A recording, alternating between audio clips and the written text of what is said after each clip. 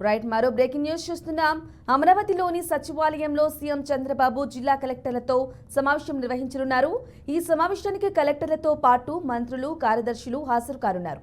విజయనగరం, పార్వతీపురం, మన్యం జిల్లాలో గత ప్రభుత్వ హయాంలో సహజ వనరుల దోపిడీ, ప్రభుత్వ కార్యక్రమాల అమలుకు భూసేకరణలో అవినీతి, అక్రమాలపై ఆరోపణలు వెల్లువెత్తాయి.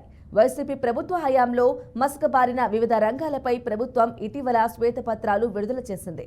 పాలనా గాడిలో పెట్టి మరింత పట్టు బిగించేలా కలెక్టర్లకు ముఖ్యమంత్రి చంద్రబాబు దిశానిర్దేశం చేయనున్నారు.